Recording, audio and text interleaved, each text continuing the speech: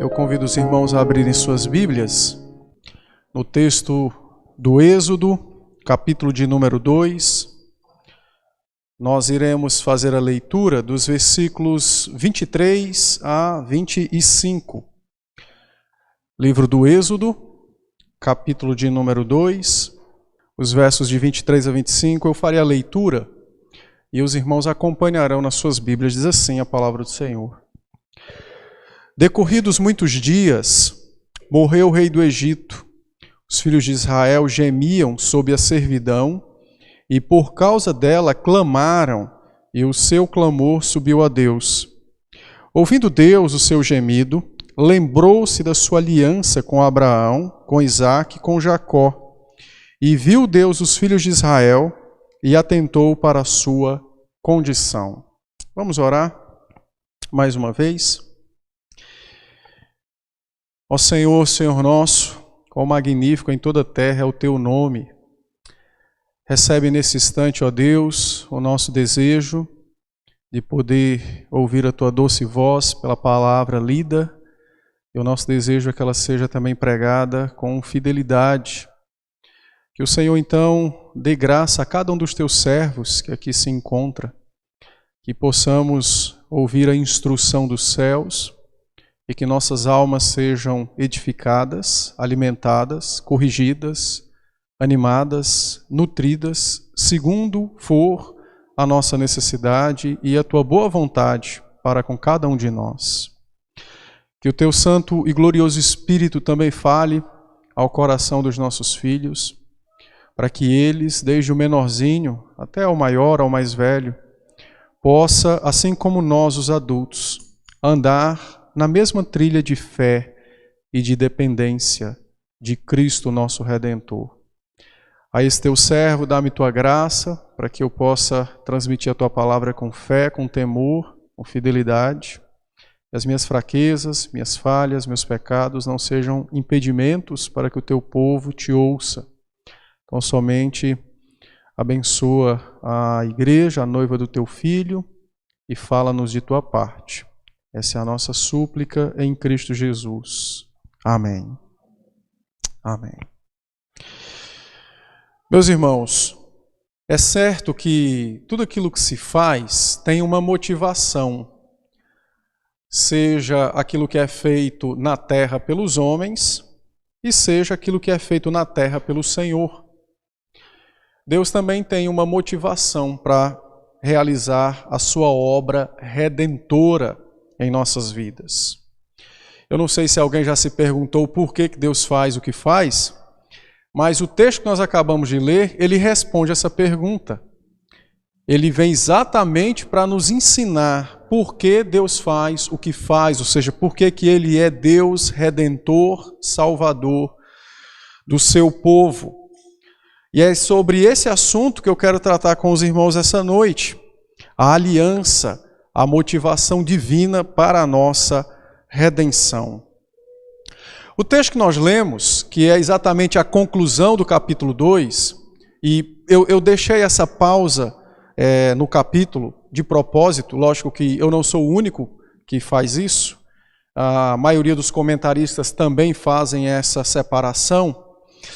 É porque do verso 22 para o verso 23, nós temos uma diferença temporal considerável. Então, no verso 22, nós temos Moisés na terra de Midian, nós temos Moisés casado e com um filho, o qual ele concedeu o nome de Gerson. Mas no verso 23, nós temos uma informação que diz que decorridos muitos dias morreu o rei do Egito. E possivelmente, esse rei do Egito que morreu, não eram outros reis, senão aquele rei que havia proclamado em seu decreto real que todo recém-nascido dentre os filhos de Israel, do sexo masculino, fosse morto, a princípio pelas parteiras, posteriormente a sua ordem foi transmitida a todo o povo. É certo então que esse rei morreu possivelmente no ano 67 do seu reinado. E se ele morrer, se é o rei mesmo do qual nós estamos considerando e pensando, Então aqui no verso 23 nós temos Moisés com 60 anos de idade. Ou seja, Moisés já tem 20 anos na terra de Midian. Então faltam 20 anos para a chegada ou a reentrada de Moisés na terra do Egito. E por que essa informação nos é importante? Porque após a morte daquele rei, é possível que o decreto para matar os filhos tenha sido suspenso. Porém, o texto nos diz que a opressão e a escravidão ampliou-se, de tal maneira que Moisés registra para nós que o povo gemia e chorava, e ele usa o verbo gemer e chorar 4 vezes, em apenas 3 versículos, a fim de nos dar então uma noção maior e melhor das lágrimas que foram derramadas naqueles dias por conta da opressão, da escravidão egípcia. Porém, a informação de que o rei havia morrido, ela tem e é colocada por Moisés para nós exatamente a fim de introduzir essa nova temporada, ou esse novo momento temporal, melhor falando. Ele tem uma importância dupla. A primeira é que Moisés, quando Deus o chamar, ele vai poder entrar no Egito, mas não mais como um fugitivo, mas agora como um profeta, como um libertador. Por isso que o texto cita que o rei do qual ele havia fugido, porque havia matado um egípcio, agora é morto. Então Moisés pode voltar ao Egito, quando Deus assim o chamar, nós veremos no texto, nos capítulos a seguir, e ele não mais será tido como um fugitivo, mas agora como um profeta, como um libertador.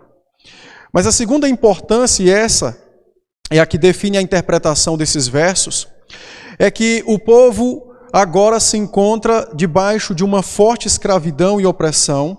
Então, às vezes, talvez até maior do que antes. Antes havia uma perseguição e havia toda uma ação maligna para eliminar os meninos que iam nascendo. Mas agora o povo está debaixo de uma grande opressão. Satanás agora mudou a sua estratégia, ele não quer mais matar as crianças do sexo masculino, mas agora ele impede o culto, ocupando a vida dos egípcios com duro trabalho, com dura servidão.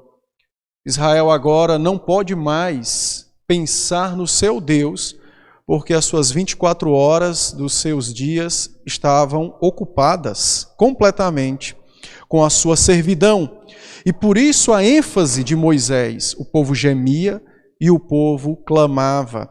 Na verdade, o verbo clamar aqui poderia ser traduzido como chorar em alta voz. O povo gemia, o povo chorava diante do Senhor. Uma coisa interessante que Moisés também acrescenta para nós é que à medida então que os dias se passavam, a situação ia piorando. De tal sorte, então, que a esperança de qualquer tipo de livramento ou de dias melhores começava a desaparecer. E essa era a ideia, a estratégia de Satanás ali, era eliminar qualquer tipo de esperança de redenção. E em meio a toda aquela aflição e a toda aquela crueldade, o povo encontrou uma maneira de manter a sua esperança ainda viva e acesa. E a maneira foi clamar ou chorar e gemer diante do Senhor. Por isso que o verso de número 23 termina dizendo que o choro do povo subiu a Deus. E é interessante porque a descrição de toda essa opressão e a descrição de toda essa escravidão, ela é contrastada, o poder egípcio é contrastado com o poder divino, na esperança depositada pelo povo, quando choravam aos pés do seu Deus, ou quando em suas orações eles gemiam para o seu Deus. O contraste, então, é estabelecido entre a maior potência do mundo da época contra um elemento invisível que pouca gente faz uso, inclusive no meio da igreja, chamada oração. E aqueles 20 anos entre a morte do rei até o dia em que Moisés entrou novamente no Egito, foram dias de grande aflição, mas também foram dias de gemer e de chorar aos pés do Senhor. O Salmo 50, verso 15, há uma promessa do Senhor para nós, que eu creio que o Espírito trouxe essa promessa ao coração dos crentes daquela época. A promessa era esta, Salmo 50, 15 diz: invoca-me no dia da angústia, e eu te livrarei, e tu me glorificarás. Certamente, no coração dos crentes, o Espírito trouxe esta promessa. E eles então clamavam, choravam, gemiam, confiando no Senhor. Um pastor antigo chamado Philip Graham, ele fez a seguinte aplicação desse texto. Ele disse que mais cedo ou mais tarde, todo crente se encontra numa situação como a do povo no Egito. Mesmo que você não precise ir ao Egito ou a qualquer lugar, mas Deus proporciona situações na vida dos crentes onde a única coisa que eles têm para fazer é gemer ou chorar aos pés do Senhor. E isso é maravilhoso saber disso, porque às vezes nós ficamos procurando quais são os propósitos divinos com certas aflições na vida, e achamos que é para crescermos numa área ou para vermos o céu aberto como Estevão no dia do seu apedrejamento. Mas não é.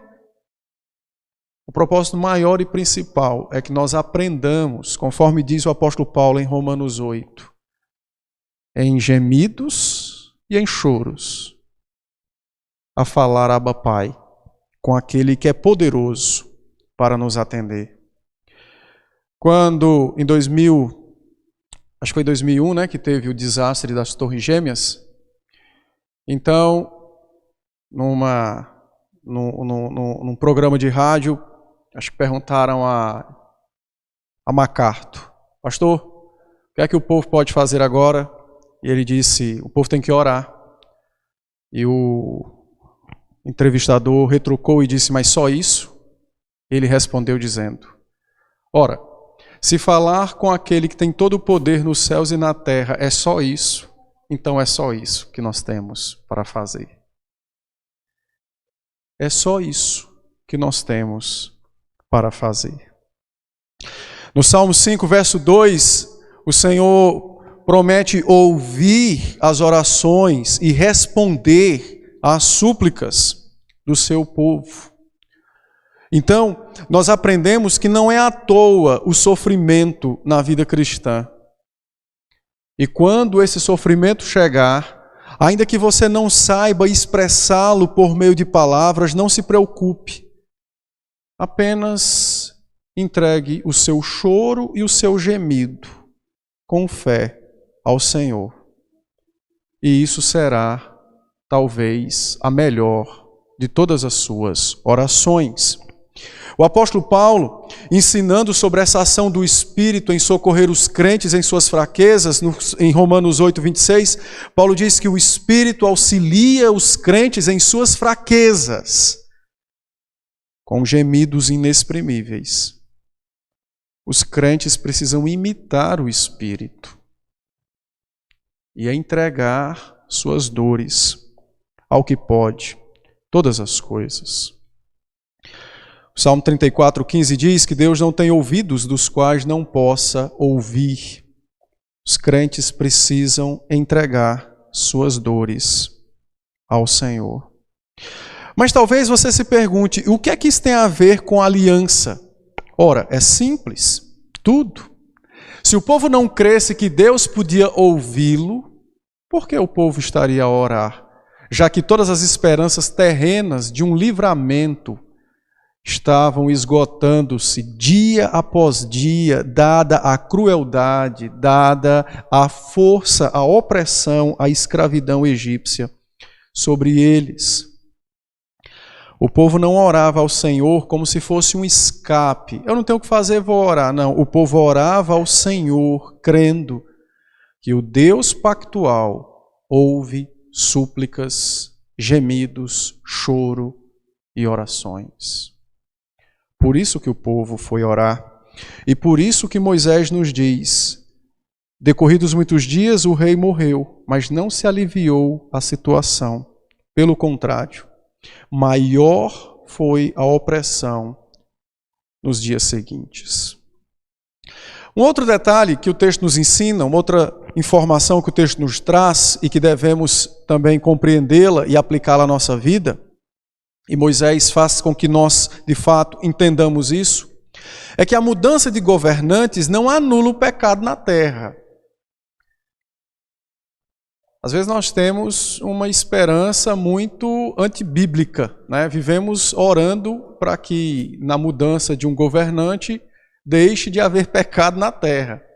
Isso só vai acontecer quando Cristo voltar e destruir todos. Então, Moisés nos lembra, assim como ele lembrou ao povo, que a mudança de governo não trouxe paz nem consolo ao povo, porque o povo estava sofrendo debaixo de opressão, de escravidão causada pelo pecado do homem. Os homens precisam lembrar disso. O sofrimento na terra não se dá pela impotência da mão divina, pelo contrário, o sofrimento na terra se dá pela presença do mal no mundo. Entra um rei, sai rei, o pecado continua na terra e somente Cristo é poderoso para destruí-lo. E é exatamente isso que Moisés, ao escrever o texto, pretendeu que o povo lembrasse, assim como nós também pudéssemos aplicar à nossa vida. Note que o rei mau que determinou a morte das crianças havia morrido. Chegou o seu fim. Mas os novos reis que o sucederam foram tão maus quanto o anterior, mostrando então que o sofrimento está ligado ao pecado dos homens. O sofrimento está ligado ao pecado dos homens. E é por esta razão que no verso 24, Moisés nos ensina que, ouvindo Deus o gemido do seu povo, lembrou-se da sua aliança. É interessante observar esse detalhe, né? Veja, às vezes nós queremos que Deus nos atenda por causa de nós. Eu estou sofrendo, suplico, Senhor, me socorra. Então Deus virá meramente por minha causa. Não é assim que funciona. Ele não é um gênio da lâmpada e cada um tem uma senha de acesso a ele. Não é assim que funciona. O povo estava chorando, o povo estava gemendo, a escravidão era severa, a aflição era constante, o povo clamava e a Bíblia diz: Deus lembrou-se da sua aliança. Deus lembrou-se da sua aliança. E por que Moisés registra que Deus lembrou-se da sua aliança? Porque a aliança significa a infalível promessa de salvação. Deus lembrou-se que havia feito uma promessa de salvar Israel.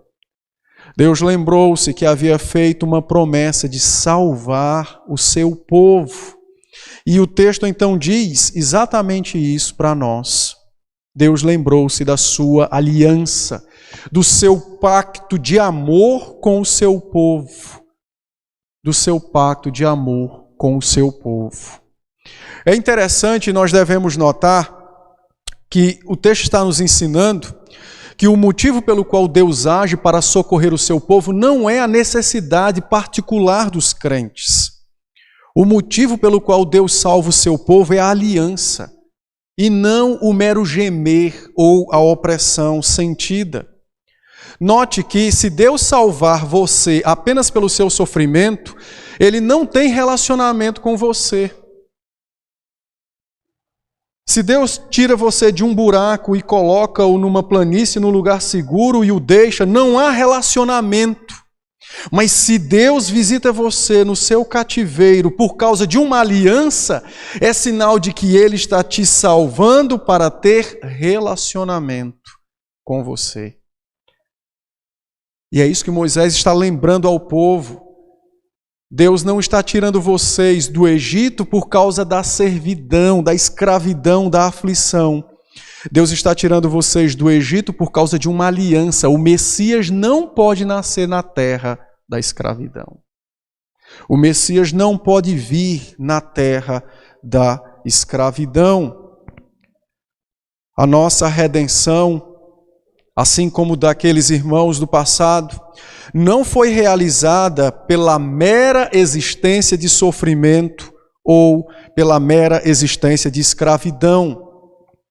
Mas a nossa redenção, assim como de todos os crentes do passado, ela só passou a existir, ou ela só foi de fato executada, porque havia um compromisso da parte de Deus de se relacionar com o seu povo, com os seus eleitos.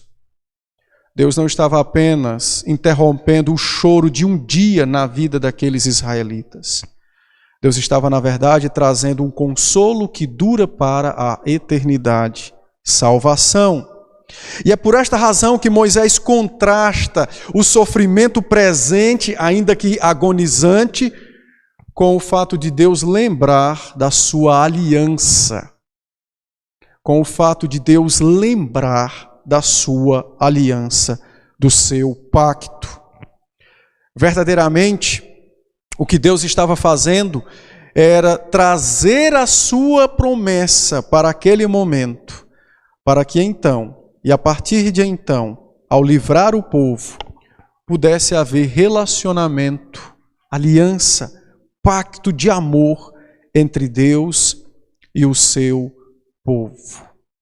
Note que quando Deus ouve o gemido e lembra-se da sua aliança, veja que o texto fala que ele lembrou da sua aliança, de um pacto, não é? Esse primeiro pacto, essa primeira aliança, ela foi selada com uma promessa. A promessa era a vinda do Redentor. E a primeira vez que Deus fez essa promessa, ele fez para uma mulher, para Eva, Gênesis 3,15, quando o Senhor Deus disse: do fruto do teu ventre surgirá aquele poderoso que destruirá aquele que fez com que o pecado entrasse no mundo, aquele que seduziu vocês, aquele que os levou pelo caminho do mal.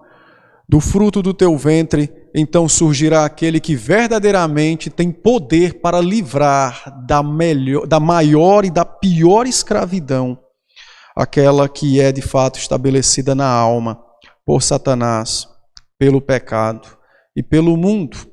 Posteriormente, o Senhor repetiu essa promessa a Abraão quando o tirou da terra de Ur dos Caldeus. Em Gênesis 12, verso 3, Deus disse a ele: em ti eu abençoarei todas as famílias da terra. Por meio da tua descendência, o mundo encontrará verdadeira libertação. Em Gênesis 15, 7, Deus disse a mesma coisa a Abraão. Gênesis 17, 7, Deus volta quando vai estabelecer então o selo desta aliança, né, o sacramento da circuncisão. Então o Senhor disse: eu abençoarei todas as famílias da terra pelo seu descendente. Falando agora, muitos anos depois, a Isaac, quando Isaac estava prestes a descer para o Egito, depois, ou nos dias de uma grande fome, Deus veio a ele, no capítulo 26 de Gênesis, os versos de 2 a 4, Deus disse: não desça, eu sou contigo. E o meu projeto é abençoar todas as famílias da terra, através do teu descendente. E quando Jacó, deixando a terra prometida para encontrar Lia e Raquel, que estava lá na terra de Ur dos Caldeus, na saída da terra, Deus lhe aparece e diz: eu te abençoarei e abençoarei todas as famílias da terra por meio do teu descendente. Aí agora, 400 e tantos anos depois, quase 500 anos depois, então o povo chora e Deus então se lembra: eu vou salvar este povo, porque meu intento é abençoar as famílias da terra por meio do fruto do ventre da mulher. Isso é um negócio fantástico, não é? Como Deus gloriosamente conduz a história, até mesmo os eventos trágicos.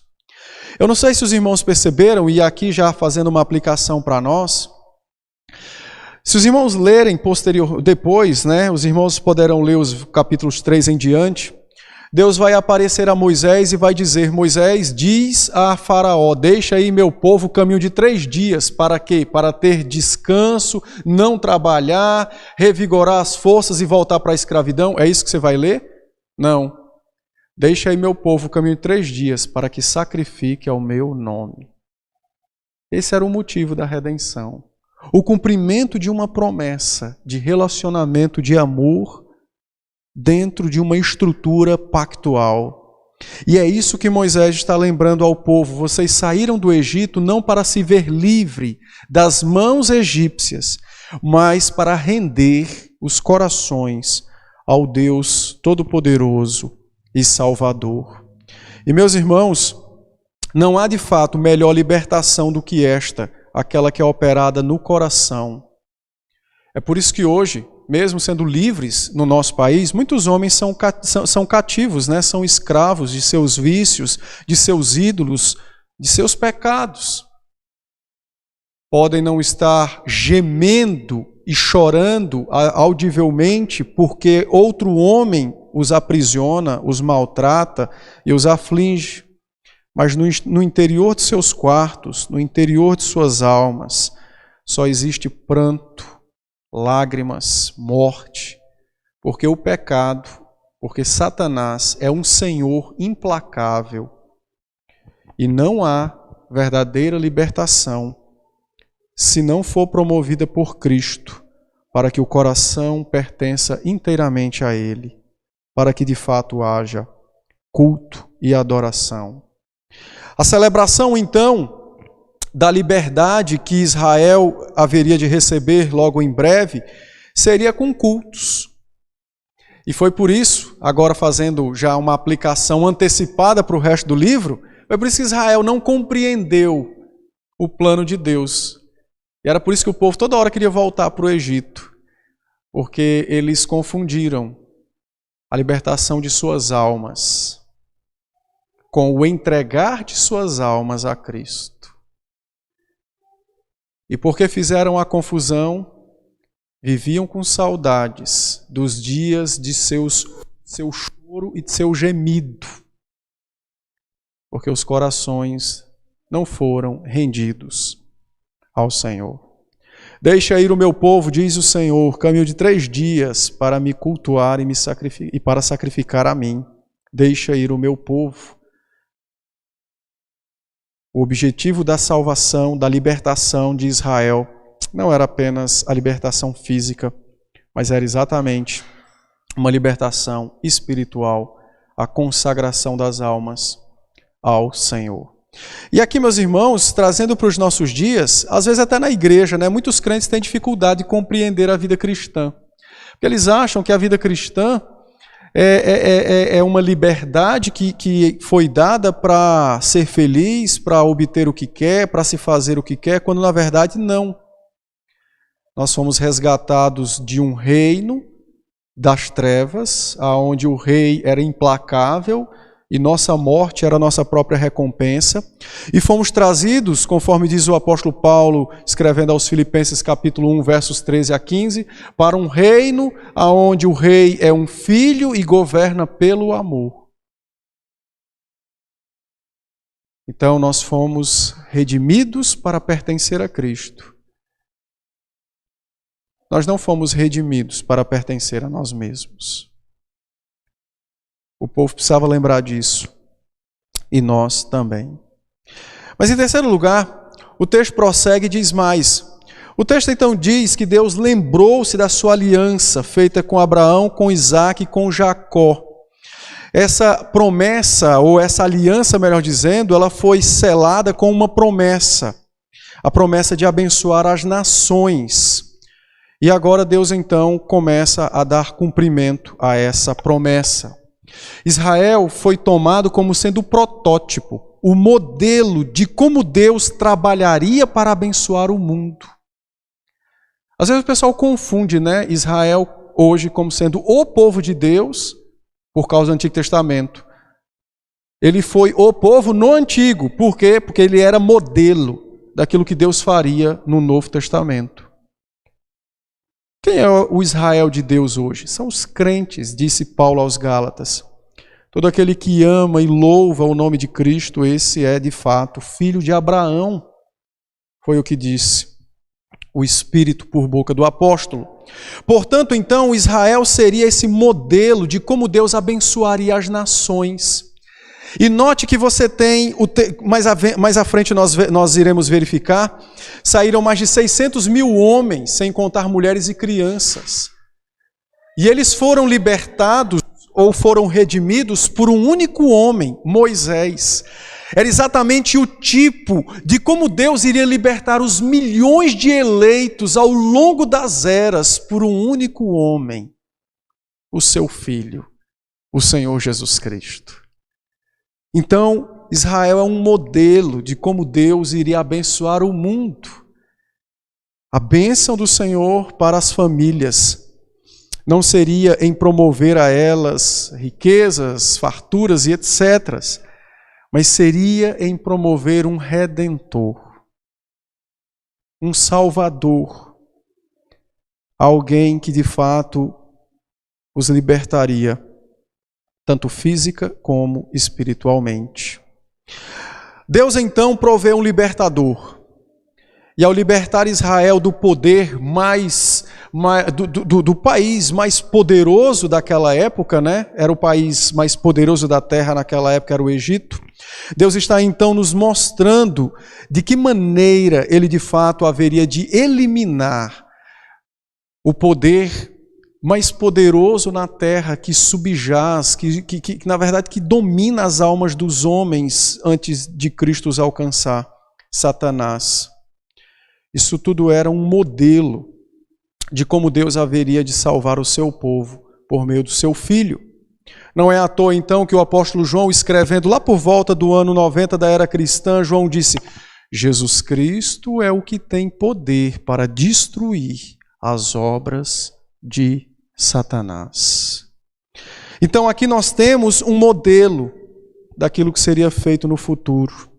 E o apóstolo Paulo então, escrevendo aos Gálatas no capítulo 3, os versos de 8 a 14, os irmãos podem ler em casa, Paulo então diz que Deus, lembrando-se da sua promessa, enviou o seu Filho na plenitude dos tempos.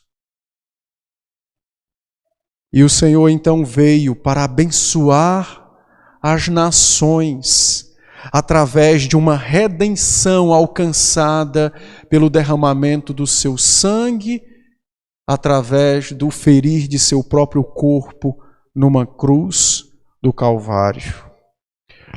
Na plenitude dos tempos, lembrou Deus da sua promessa de abençoar as nações e enviou o seu Filho para cumprir a lei em nosso lugar e para, como cordeiro, assumir o papel sacrificial e dar a sua vida para nosso resgate. Desta forma, então, ele alcançou verdadeira salvação, diz o apóstolo Paulo. Gálatas 3, os versos de 8 a 14, os versos de 16 a 22 e, sobretudo, o verso 29. É por esta razão, irmãos, que agora eu e você, quando lemos esse texto, podemos, pela fé, orar ao Senhor e cantar em nossa oração ou entregar em nossa oração ao Senhor os nossos gemidos pelas aflições que passamos nessa terra, mas um gemido cheio de esperança, que verdadeiramente estamos numa aliança, num pacto com esse Deus glorioso. É por essa razão que agora eu e você podemos dizer a Deus: ó Deus eterno, ó Pai eterno, lembra-te que sou teu filho na pessoa bendita de Jesus Cristo, meu Salvador, e que pertenço a você por meio de um pacto, ou através de um pacto. Lembra-te então, ó Pai, de que meus pecados já foram pagos na cruz. Lembra-te então, ó Pai, de que Jesus Cristo já morreu por mim. Lembra-te de que fui batizado, selado, lavado pelo sangue do Cordeiro, o sangue da redenção. Lembra-te, ó Pai, que sou teu filho e, portanto, conceda-me as bênçãos do pacto, pois eu estou em aliança, aliançado com o Senhor. Lembra-te, Senhor, lembra-te de que és meu glorioso, meu bondoso, meu Pai. Os crentes precisam lembrar destas verdades, para que eles também expressem isso em suas orações.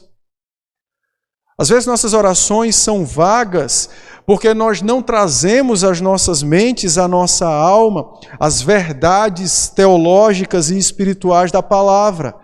E uma delas é esta: nós estamos em aliança com o Senhor. Há um pacto entre Deus e nós. Nós estamos numa aliança com o Senhor. Os confortos, o suprimento das necessidades, o alívio das tristezas, tudo isso faz parte das dádivas que repousam para os crentes e que estão nas mãos de Cristo, nosso Redentor, e que nos são trazidas porque nós estamos numa aliança com Ele, estamos num pacto com Ele. Lembra-te, Senhor, lembra-te. É interessante, como nós lemos agora até na liturgia, que quando os saduceus, questionando Cristo sobre a ressurreição, Jesus disse: como não podes lembrar da doutrina da aliança? Como vocês não podem lembrar da doutrina do pacto? E então Jesus disse: Deus é Deus de vivos, é por isso que Ele na palavra diz: eu sou o Deus de Abraão, de Isaac e de Jacó. E quantas vezes nós somos meio que saduceus na nossa vida, porque nos esquecemos de que Deus é Deus dos vivos, de que Deus é Deus de aliança, de que o nosso Deus é o Deus que fez um pacto e nos incluiu nele, na pessoa gloriosa do Senhor Jesus Cristo. Por isso, na sua caminhada cristã, não esqueça jamais de que Deus comprometeu-se com você, na pessoa de Cristo, de ser o seu Deus e de você ser o povo dele. Deus é o Deus da aliança. Então, nos seus sofrimentos, nas suas aflições, apele nas suas orações e lembre a você mesma que você está em pacto, em aliança com o Senhor. Em quarto lugar, o texto também nos lembra que quando Deus fala da aliança, lembrou-se Deus da aliança, Ele então, a partir de agora, lembrou-se dessa aliança para salvar aquelas pessoas, tanto de uma opressão física, e esse salvamento dessa opressão física visava uma libertação espiritual. Eu já mencionei isso aqui. Mas nós também precisamos recordar que Israel era um modelo de como Deus agiria no mundo.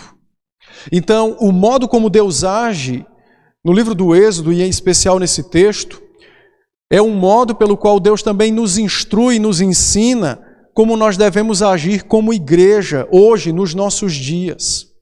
Assim como Deus usou Israel como modelo de como ele agiria para salvar pessoas por meio de Cristo ao longo da história, Deus então agora toma os salvos, que sou eu e você, organizados ou ajuntados como igreja, e então agora nós recebemos da parte dele um modelo para agir no mundo, conforme o próprio Paulo mesmo nos instrui em Efésios 5:1, como imitadores de nosso Pai, a quem nós estamos aliançados, a quem pertencemos por pacto, por aliança. Portanto, a igreja do Novo Testamento, ela recebe um modelo de como ela mesma ser agora um instrumento para abençoar as nações na pessoa gloriosa do Senhor Jesus Cristo. A igreja então agora recebe um modelo de como ela deve agir. Note que perceba que há alguns detalhes no texto que precisam ser melhor examinados por nós. Então, o texto diz que o povo estava em constante aflição, de tal maneira então que gemiam e choravam. E por isso, quando Deus ordenou a Moisés que voltasse ao Egito e falasse a Faraó, Deus disse: o povo precisa ir 3 dias para me adorar, para sacrificar em culto a mim. Por que essas colocações são feitas? Porque Israel não podia adorar o Senhor, já que estavam atolados no barro que era usado para construir tijolos e telhas. 7 dias por semana, 4 semanas por mês, 12 meses no ano. A estratégia de Satanás foi exatamente roubar a esperança ao trazer o sofrimento. E a segunda estratégia para que o povo não pudesse servir ao Senhor foi ocupá-los dia e noite, para que não pudesse de fato restar forças para servir ao Senhor. É por isso que Deus lembrou-se da sua aliança de salvar o povo e não apenas de dar alívio físico das cargas que o povo sofria ou carregava, possuía. Quando o texto nos ensina isso, o texto está nos mostrando que hoje, nos nossos dias, os escravos dos nossos dias, sejam eles presos nos cativeiros da promiscuidade sexual, seja no Brasil ou como nós conhecemos, nos países do Oriente, alguns países da África também têm o cultivo da escravidão sexual. Sejam os escravos das drogas, sejam os escravos do tráfico, sejam aqueles que estão debaixo de aflições por causa de seus vícios. Todos eles estão impedidos de servir ao Senhor porque suas vidas estão completamente ocupadas pela escravidão, por aquilo que de fato os domina. Então eles não podem de fato nem sequer pensar no Senhor, porque todas as suas forças e todos os dias de suas vidas são ocupados pela escravidão que lhes é imposta. E por que nós temos que saber disso? Porque Deus está nos mostrando um modelo de ações humanitárias. Deus está nos dando o motivo e como realizar uma obra humanitária para livrar pessoas, seja lá no Camboja ou não sei mais aonde, da escravidão sexual, ou de drogas, ou do tráfico, ou de qualquer coisa que seja. Nós temos um modelo bíblico para isso. É por isso que certas terapias que são aplicadas nas clínicas de recuperação, elas não têm serventia quase nenhuma, sendo bem honesto. Porque o que elas querem tirar é o homem de um lugar e colocar no outro, mas é o mesmo escravo. Só muda o escravagista, né? Só muda aquele que opera a escravidão. Tira o indivíduo do álcool e o coloca em outras coisas para ser escravo. Então, a palavra nos dá um modelo de como agir, imitando exatamente como Deus fez naquela época para libertar Israel. E o modelo é simples. As pessoas precisam ser de fato libertas fisicamente com um alvo espiritual. A libertação física não é apenas para tirá-los de dores e sofrimentos, mas é exatamente para que suas almas possam de fato conhecer o Redentor. Livrar pessoas do mero sofrimento de um homem pecador nesta terra, nada mais é do que colocar ele para sofrer na mão de outro pecador nessa terra. Ou ele pertence a Cristo, ou ele continuará pertencendo a Satanás. Talvez tenha algum tipo de alívio na terra, mas sofrerá agruras eternamente no inferno. Portanto, a igreja precisa, quando pensar em atividades humanitárias desta natureza, ela precisa entender que o primeiro alvo dessa libertação é espiritual, ainda que ela use mecanismos físicos. Mas o objetivo deve estar no centro, no coração das ações humanitárias da igreja, pessoas que sirvam e adorem o Senhor Jesus Cristo. Pessoas que sirvam e adorem o Senhor Jesus Cristo. A ordem que foi dada a Moisés, deixa o povo ir caminhando 3 dias, essa é a ordem que nós temos que dar ao povo. Estamos tirando você do Egito para você caminhar 3 dias para cultuar ao Senhor. Se estas coisas não forem feitas, se não for assim a obra, ela até pode ter algum tipo de resultado momentâneo e aparente, mas não terá o verdadeiro resultado ensinado na Escritura. Portanto, se fizermos algum tipo de missão desta natureza, nós precisamos lembrar deste modelo. Estamos indo para fazer discípulos e não para tirar pessoas meramente das drogas, dos vícios, do tráfico, do sexo. Não, nós estamos indo para fazer discípulos. Nós estamos indo como agentes de Cristo para libertar, primeiramente, pessoas oprimidas espiritualmente. Ainda que muitos elementos que usemos, que será elementos de justiça e de misericórdia, se apliquem fisicamente. Mas o primeiro caminho é caminho de justiça, de salvação. E eu quero concluir o meu raciocínio encerrando com o último versículo. Eu acho muito incrível isso, porque agora nós vamos entrar numa outra etapa dessa obra humanitária, não é? Nós vamos restaurar as almas, não é? E aí é onde entra o aconselhamento. Aí olha como o texto termina.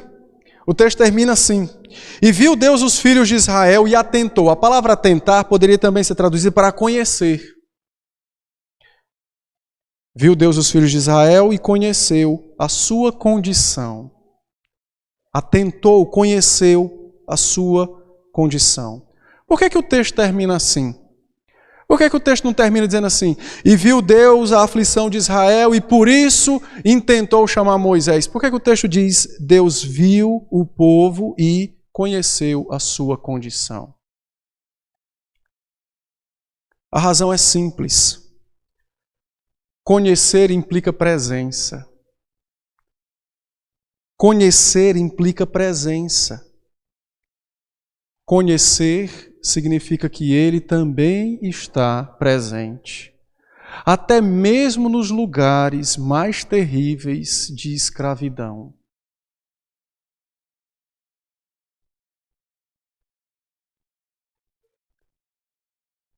E será exatamente isso que nós iremos ensinar àqueles que o Senhor libertar por nosso intermédio. No auge da sua dor, do seu abuso, no auge de tudo aquilo que você passou, você nunca esteve só. Deus estava preparando um libertador para você. E é por isso que o texto termina: e ele conhecia a sua condição.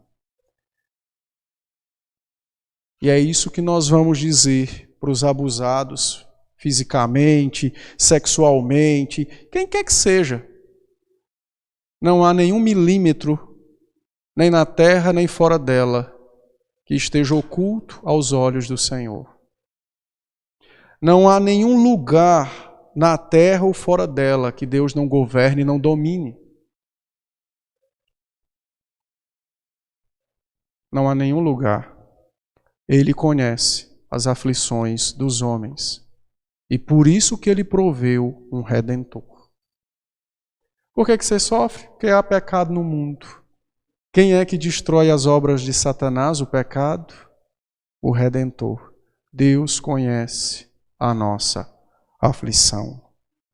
Ao encerrar desta forma, Moisés está exatamente corrigindo qualquer tipo de sentimento, né, de amargura ou pós-trauma, o que é que possa acontecer? Moisés está dizendo ao povo: Deus não ouviu os seus gemidos porque você gritou alto. Deus ouviu os seus gemidos porque Ele estava ao seu lado. Ele não ouviu os seus clamores porque Ele se compadeceu apenas porque você sofria. A misericórdia nunca é determinada pelo grau do sofrimento humano, mas sempre pela misericórdia do Senhor. Então Moisés diz ao povo: Ele estava no meio de vocês. Ele vivia entre vocês. Ele é o Deus do pacto. Ele é o Deus da aliança. Que nós apliquemos esta palavra em nossas vidas e que nos lembremos, né? Não importa por onde quer que andemos, nós estamos em aliança com esse Deus glorioso e Salvador.